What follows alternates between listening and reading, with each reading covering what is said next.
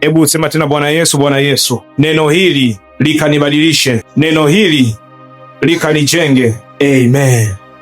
Bwana Yesu asifiwe sana. Sasa kichwa cha somo ambacho tutakwenda kujifunza siku ya leo, utaandika namna ya kuomba kwa muda mrefu bila kuchoka. Namna ya kuomba kwa muda mrefu bila kuchoka, au mambo 10 ya kuyafanya ili kuomba kwa muda mrefu bila kuchoka. Sasa yamkini wewe siku ya leo kiu yako kubwa ni kuweza kuomba kwa muda mrefu. Unatamani Mungu akusaidie kuweza kuomba kwa muda mrefu na usichoke. Lakini umekuwa ni mtu ambaye kila unapoingia kwenye maombi, ukiomba dakika ya kwanza, dakika ya pili, ya tatu, ya 4, inapofika dakika ya 5, ile hali ya kuendelea kuomba inakuishia ndani yako kabisa. Unajikuta umechoka kabisa. Maneno yameisha, unaona kama maombi yote umekwisha kuyafanya, umemaliza, ndani ya dakika 5 tu huoni kitu chochote cha kuendelea kuomba. Na umekuwa ukijiuliza kama Mungu, ninawezaje nikatoka kwenye hii shida? Ninawezaje nikatoka kwenye hii hali ya kukaa na kuomba kwa muda mchache na kwa nimechoka? Kwa sababu kibibilia muda mchache ambao natakiwa kuomba angalau ni risali moja. Na ndio maana Yesu anawaambia kina Petro ya kwamba, je, Petro, hamkuomba na mimi hata risali moja? Mbona mmelala? Je, hamkuweza kuomba na mimi hata risali moja? Kwa nini? Kwa sababu kibibilia muda mchache ambao mtu yote anatakiwa kuomba ni risali moja. Ina maana kama hujaomba ndani ya risali moja, wewe ni mtu wa kuomba dakika 5, dakika 10, hayo maombi hayakutoshi. Sasa leo nitakwambia, inawezekana unatamani sana kuweza kuomba kwa muda mrefu lakini unashindwa. Leo nitakwambia ni namna gani ya kuweza kufanya ili kuweza kuomba kwa muda mrefu bila kuchoka. Yaani nitakapokupa kanuni hizi 10, utakuwa ukiingia tu kuomba unashangaa tu muda umekwisha. Jambo la kwanza, unapoanza maombi anza kwa sifa na kuabudu kwanza. Kwa nini unatakiwa uanze kwa sifa na kuabudu? Kwa sababu sifa zina tabia kuvuta uwepo wa Mungu kwenye maisha ya mtu. Yaani kama ujisikii hali ya uwepo wote kwenye maisha yako, unachotakiwa kwanza, unaanza kwa sifa na maabudu kwanza. Unaweza tukaingia kuomba, nasema, Bwana Yesu, mimi nakupenda. Bwana Yesu, wewe ni mkubwa. Bwana Yesu, hakuna aliye Mungu kama wewe. Bwana Yesu, hakuna aliye Mungu mwenye sifa kubwa kama wewe. Wewe ni wa pekee, wewe ni mkubwa, wewe ni mzuri sana Bwana Yesu. Unaanza kumsifu Mungu, unaanza kumwabudu Mungu. Unapoanza kumwabudu Mungu na kumsifu Mungu, kitu kinachotokea, ile nguvu ya Mungu na uwepo wa Mungu unashuka. Na uwepo wa Mungu unaposhuka pale unapokuwa unaomba, kinachotokea, ile nguvu ya kwanza kuomba bila kuchoka inaingia ndani yako. Na nguvu hiyo itakapoingia ndani yako, uwe na uhakika ya kwamba utaanza kuomba kwa muda mrefu bila kuchoka. Hata kama ulikuwa ukiomba dakika 5, dakika 10 unaomba na unachoka, lakini utajikuta umeanza kuomba na unaomba kwa muda mrefu lakini hauchoki. Unaweza tu muda mwingine ukaanza kusifu na kuabudu, unashangaa kunaanza lugha mpya zinaanza kushuka ndani yako. Ndani yako unaanza kusikia msisimko, ndani yako unaanza kusikia kama vinyoleo vinasimama, ndani yako unaanza kusikia kama nywele za upande mmoja zinasimama, unaanza kusikia ni kama moto unaanza kutembea kwenye mwili wako, unaanza kusikia kahali fulani, unasikia kama kuna upako, unasikia kama maji ya baridi mtu anakumwagia kichwani kwako, au unasikia kama kuna jaketi ama kuna koti kama limekuja juu yako. Sijui kama umesha experience kitu kama hicho. Unasikia kama kuna mtu amekuvaisha koti, umeanza kumwabudu Mungu, unashangaa ni kwa nini? Ule ni uwepo wa Mungu, ile ni nguvu ya Mungu, ile ni nguvu ya uwezesho ambayo inatoka juu. Na ile nguvu ya uwezesho inapoingia ndani yako, unaanza kujikuta umeanza tu kulia. Haujui unalia kwa nini, haujui unaomba nini, unashangaa tu umeanza kulia. Nikikuuliza unalia nini, haujui. Ni nguvu ya Mungu imeshuka kwa ajili ya kukuhudumia. Ni nguvu ya Mungu imeshuka kwa ajili ratayamande lebo shaka tayamanda.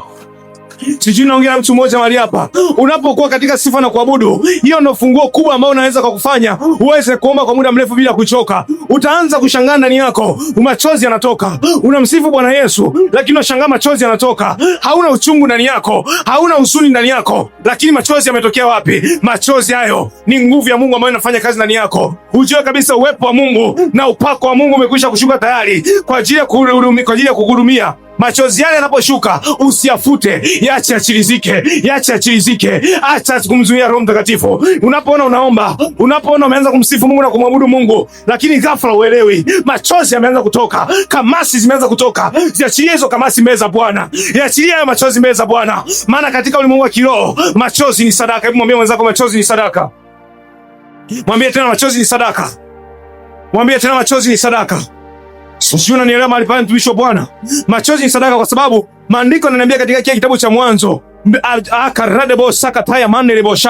Sara alikuwa amemfukuza Hajiri. Hajiri alikuwa ni mchepuko wa Ibrahimu, alikuwa ni mfanyakazi wa Sara na alikuwa amezaa na Ibrahimu. Maandiko yananiambia kwamba Sara akamfukuza Hajiri, na alipokuwa amemfukuza, Biblia inasema kwamba kama amefika sehemu mtoto akawa anasikia kiu kubwa ya maji, akawa anataka kufa. Maandiko yanasema kwamba mtoto wa Hajiri akalia, Ishmaeli akalia. Alipolia, maandiko yanasema kwamba Mungu akasikia kilio, akamtuma malaika akamwambia Hajiri, angalia kushoto kwako, maana Bwana ameachia kisima cha maji. Ninaomba nisikize kwa makini. Yule mtoto hakuongea kitu chochote, alikuwa ni mtoto mdogo kama na miezi miwili, lakini kilio kile kilifikia mbinguni. Kilio kina maana. Unapokuwa unaanza kuomba na machozi ghafla yanaanza kutoka, kilio ghafla kinaanza kuja, kamasi ghafla zinaanza kuchuka, ndio ina maana Roho Mtakatifu anakuwa kuongoza kuomba katika ile namna usiyoweza kuzungumzika, katika namna usiyoweza kutamka. Yamkini ukiradabasika taya ni kilio cha Mungu. Hicho kilio nataka niseme kwamba hicho kilio katika ulimwengu wa kiroho ni sign fulani, kwa sababu Mungu anaweza kujua katika hicho kilio kuna ujumbe gani. Bwana Yesu asifiwe sana. Mungu aliyesikia kilio cha Hajiri kipindi kile, Mungu asikie kilio chako na kwa jina la Yesu. Mungu aliyesikia kilio cha Ishmaeli bila kusema neno lolote, siku leo naye Mungu asikie kilio chako bila kusema neno lolote kwa jina la Yesu. Mwambie mwenzako kilio kina sauti. Mwambie tena kilio kina sauti. Kilio kinatoa sauti. Unaweza kushangaa, mtumishi wa Mungu, mimi nimeingia tu kuomba, nimeingia tu kuabudu na kuomba. Na shangaa nimeingia. Ngapi ishatokea? Umeingia tu kuabudu na shangaa tu machozi yanatiririka. Usijui machozi yanatokea wapi?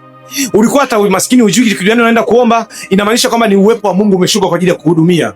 Usianze sasa, watu wanachokosea, kwa nini unashindwa kuomba kwa muda mrefu? Ni kwa sababu ule uwepo wa Mungu unapokushuka kwa ajili ya kuhudumia, wewe unaanza kuvunja. Yaani unapepa na kupuka. Baba, katika jina la Yesu, navunja na bomoa, naangusha. Kuna muda wa kuvunja na kuna muda wa kuomba. Kuna muda wa kumwabudu Mungu na kuna muda wa kumsifu Mungu. Unaposikia hali hiyo, usikimbilie kwenye maombi ya kuvunja. Fuata Roho Mtakatifu anapokuambia. Fuata ile kiu unayosikia ndani yako. Kile kitu ambacho kinakusukuma ndani yako, inakusukuma kufanya nini? Je, inakusukuma kuomba? Je, inakusukuma kuendelea kulia? Unapolia usiangalie muda, endelea kulia mbele za Bwana. Wewe sijua kama Mungu anachia kitu gani muda huo. Wengi sana tunashindwa kuomba kwa muda mrefu kwa sababu kinapokuja kilio, yanapokuja machozi, tunayafuta, tunasema kwa nini nalia? Ni Roho Mtakatifu anakuhudumia. Kuna jambo Roho Mtakatifu anakuwa analifanya kwenye maisha yako muda huo.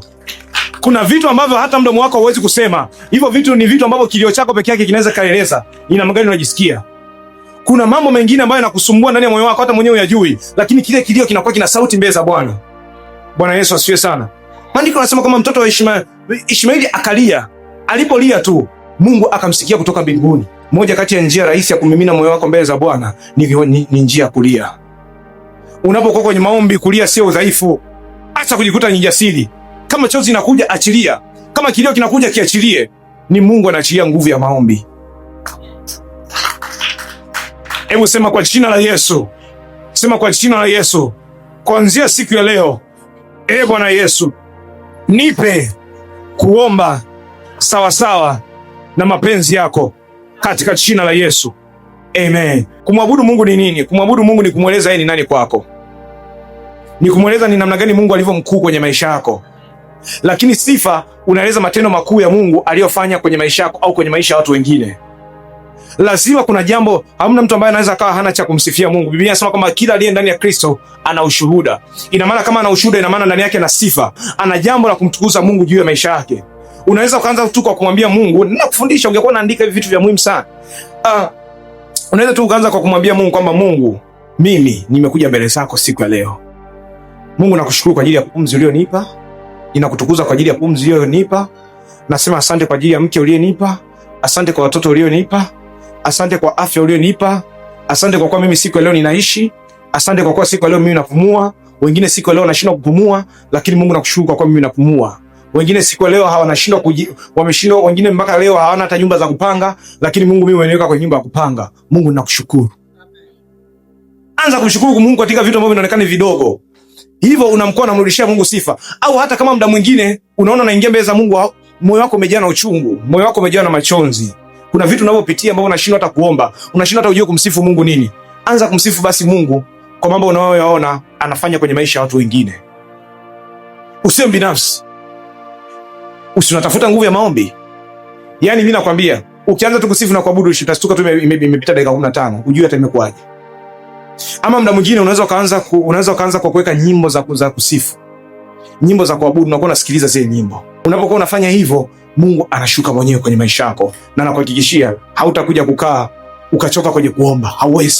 Hauwezi. Unaanzaje? Hilo ndio jambo la kwanza ambalo unatakiwa kuanza nalo. Bwana Yesu asifiwe sana. Nisomee mtumishi wa Mungu kitabu cha Zaburi sura ya 100 na ule mstari wa 4. Neno la Mungu linasema, ingieni malangoni mwake kwa kushukuru, nyuani mwake kwa kusifu. Mshukuruni Bwana, lihimidini jina lake. Anasema ingieni malangoni mwake kwa kushukuru na nyuani mwake kwa sifa. Unapoingia kwenye uwepo wa Bwana unaingia kwa kushukuru, lakini unapoingia kwenye nyumba ya Bwana, unapoingia pale Mungu alipo, unaingia kwa kusifu, kwa sababu Mungu anapendezwa na sifa. Ndio namna ambayo unatakiwa kuingia kwenye maombi. Usiingie kwenye maombi kwa namna yote ile. Sasa nyie mnaingia mnaanza kuvunja. Unakuta ni kadada amevaa kijola anajifunga hivi kwenye kiuno hivi na mtandio anaufunga hivi, kafunga hivi.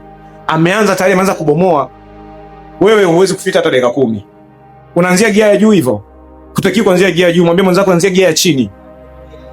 Kusifu na kuabudu ni gia ya chini. Ni sasa sana gari linapoanza kutembea. Huwezi gari likaanza kutembea ukaliwasha tu ghafla. Ukalikimbiza tu ghafla, hapana. Gari kama unataka liende na masafa marefu, kama labda tuseme unatoka safari hapa mpaka Iringa, hiyo ni safari ndefu.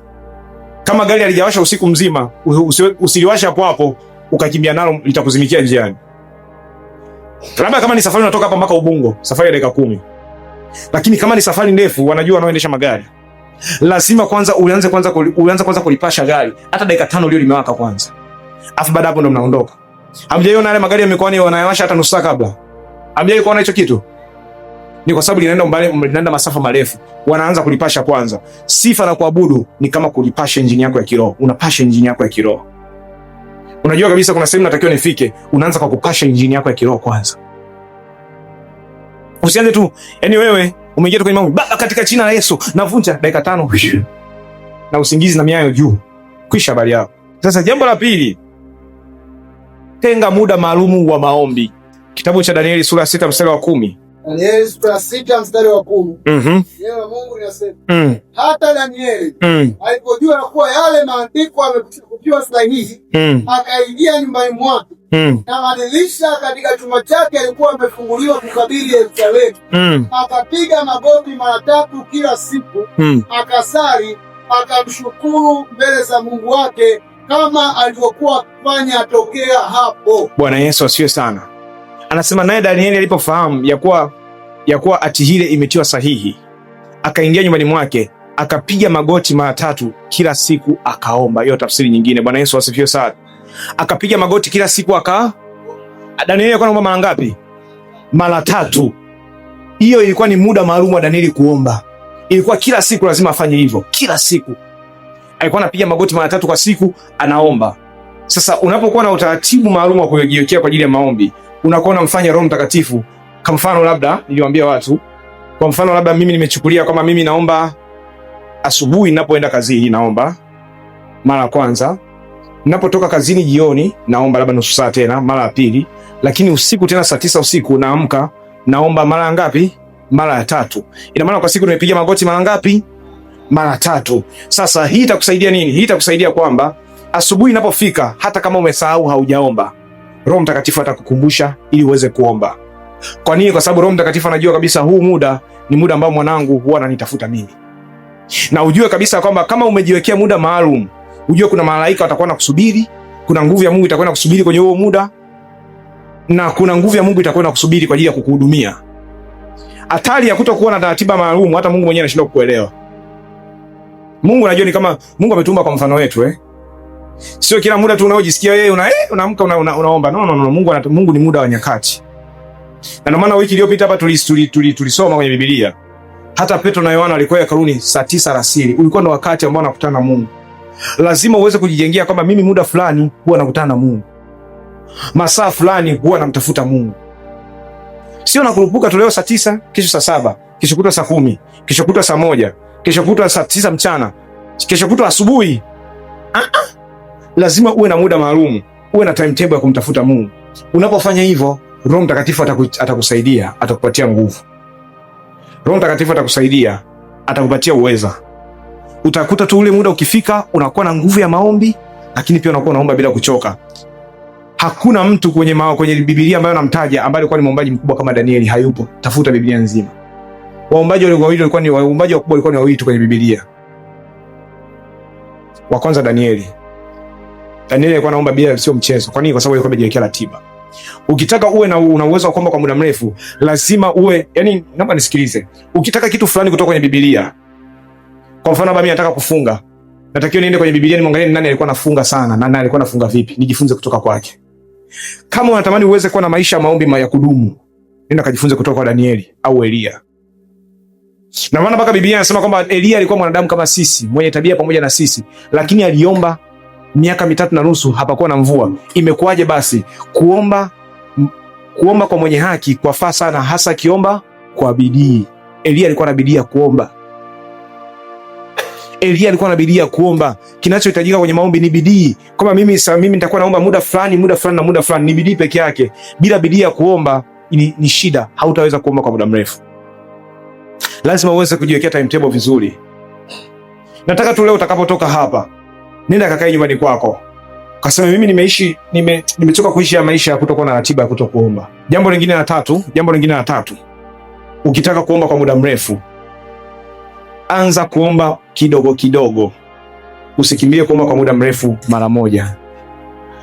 Jambo la tatu hilo, anza kuomba kidogo. Biblia inasema kwamba usidharau siku ya mambo madogo. Kama Zekaria 4:8 nimesahau. Anasema kwamba usidharau siku ya mambo madogo. Shida wetu wengi hapa mahali hapa, wewe kuomba kwako ni dakika 5. Unataka kuomba ni dakika 20. Nakwambia utajitahidi utaomba dakika 20, lakini utakapomaliza kuomba dakika 20 utaomba siku 4. Utaomba. Si ndio kinachotokea? Si umeshaona na kutokea hiyo? Umeipata mtumishi wa Mungu? Zekaria 4:10 anasemaje? Maana ni nani aliyeidharau siku ya mambo madogo? Kwa kuwa watafurahi nao wataiona timazi katika mkono wa Zerubabeli. Naam, hizi 7 ndizo macho ya Bwana yapiga mbio huko na huko duniani mwote. Bwana Yesu asifiwe sana. Unanielewa tumisha Mungu? Usidharau siku ya mambo madogo.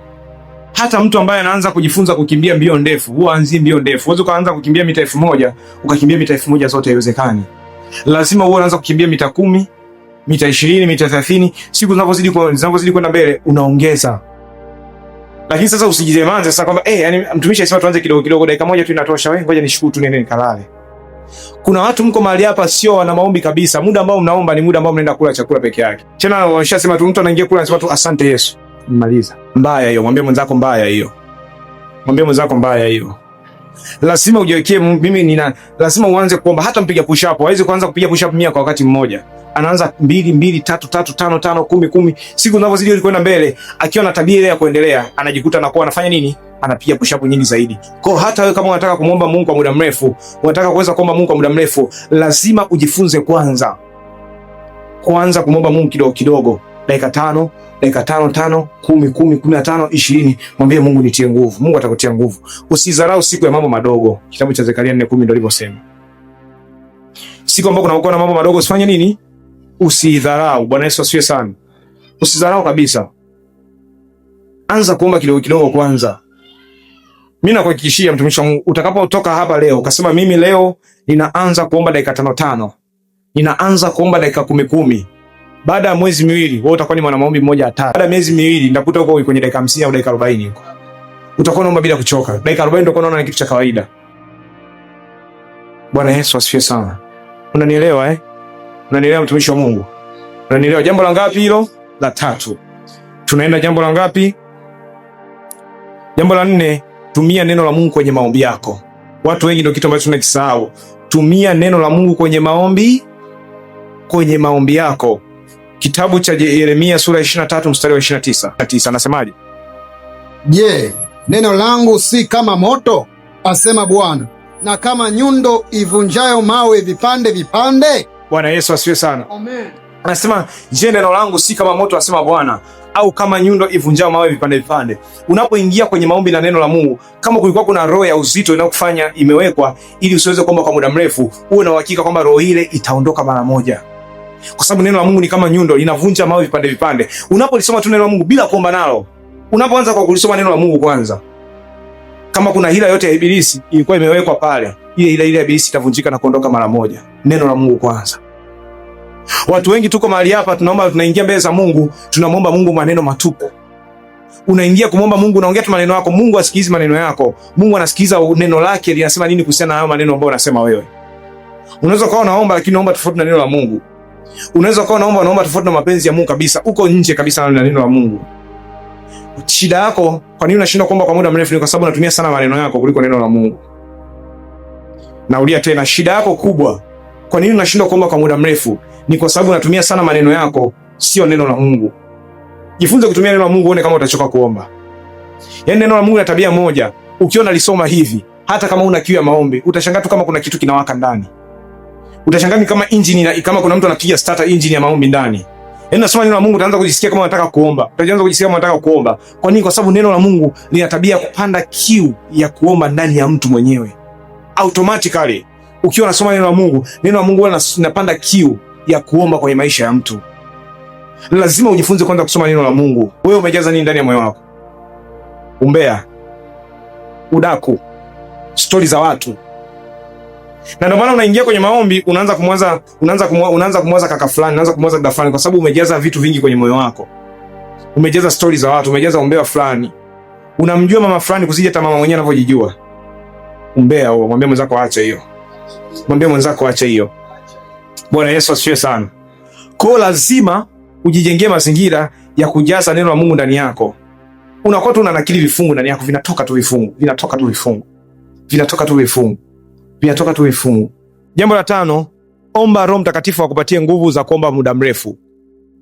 Muombe Roho Mtakatifu akupatie nguvu za kuweza kuomba kwa muda mrefu. Unapoanza kuomba, mwambie tu Roho Mtakatifu, nimekuja mbele zako. Unapoanza kuomba, mwambie tu Roho Mtakatifu, nimekuja mbele zako. Ninaomba ukanitie nguvu leo niweze kuomba kwa muda mrefu. Najua kwa nguvu zangu mimi siwezi, ila kwa uwezo wako mimi nafanya nini? Ninaweza. Tunaelewana eh? Kitabu kile cha Warumi ile sura 8 mstari wa 26. Anasema kadhalika Roho naye utusaidia katika udhaifu wetu, kwa kuwa hatujui kuomba kama namna ipasavyo. Ina maana Roho Mtakatifu, utakapoingia kwenye maombi, utamwomba Roho Mtakatifu aweze kusaidia kuomba sawa sana mapenzi yake. Utamwambia Mungu, ninakuja mbele zako, mimi siwezi kuomba kwa muda mrefu. Ninaomba uondoe udhaifu wa kutokuomba kwa muda mrefu. Mungu, ninaomba unitie nguvu. Naomba unisaidie niweze kuomba kwa muda mrefu. Ninatamani, Biblia inasema kwamba roho i radhi, lakini mwili ni dhaifu. Mwili wako wewe ndio kitu pekee ambacho kinakuzuia usiweze kuomba kwa muda mrefu. Na mwili wako ndio umekuwa ni kitu ambacho kinamfanya Mungu ashindwe kukusaidia. Amina, watumishi wa Mungu. Lazima ujifunze kuomba kwa muda mrefu. Mwambie Roho Mtakatifu, kwa uwezo wangu mimi siwezi. Mwili wangu huu hauwezi kuniruhusu. Kwa nguvu zangu mwenyewe siwezi. Roho Mtakatifu, naomba unisaidie niweze kuomba kwa muda mrefu. Bwana Yesu asifiwe sana.